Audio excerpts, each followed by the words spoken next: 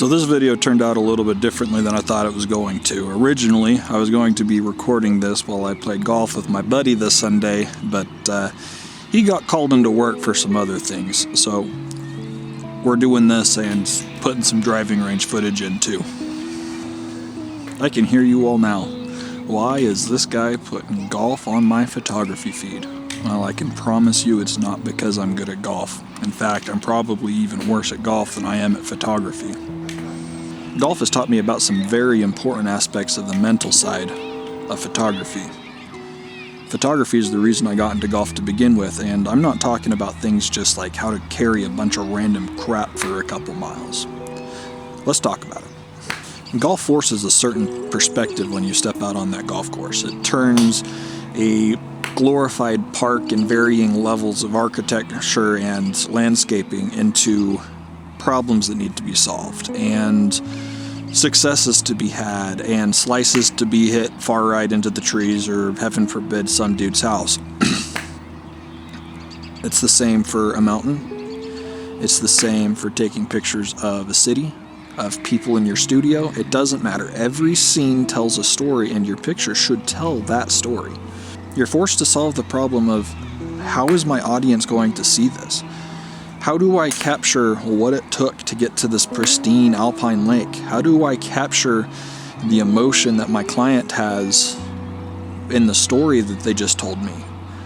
How do I solve the fact that I just hit it into the second cut in the rough, and now I've got to hit it into a small, well-defended, fast green? Then you have to learn from that experience, and you can't just lean on it and hold on to it and rest on it, because you're never going to get the same shot twice. This leaves room for tactical and artistic expression in the scene. Whether you can look at it as the super clean-cut, super corporate headshots and studio portraits, or the types of photos that are more along the lines of out there on the street and on location. You have super clean-cut. Even on the golf side, you got the bright blue skies and the nuclear green golf grass surrounding your golf heroes, piping one straight down the middle, versus the ones that show a little bit of life and emotion, and they're raw, and neither of them are good or bad. It's just different, and you have that artistic opportunity to tell the story you want to tell. This is especially because everything's done with basically the same set of tools. In photography, at the basis, it is a camera and a lens. In golf, we all have 14 clubs that generally involve a driver, a putter, and some form of irons, and maybe a couple fill-in wedges between there, or woods or hybrids or whatever you decide to play. But it's all basically the same tools. They all essentially do the same job, even if it is slightly differently. So how are we going to take those tools that everybody else have and make it a story and tell the emotion of what we're trying to? What actually makes the difference is the application of these tools. All of your professionals know exactly what tool to use, in what way, and the technique behind it to get exactly what they're looking for and execute the plan for their vision. That doesn't necessarily mean that everything always goes to plan. I've heard professionals in golf interviews talking about how over the 4 rounds of golf that they played for the tournament that week, and they maybe had 6 or 8 at the high end of shots that went exactly how they intended for them to. What makes most important, and what separates the professionals in most disciplines from an amateur or a hobbyist, is they avoid the easy mistakes. It's not about not making mistakes. It's not about being perfect. It's about avoiding the simple mistakes.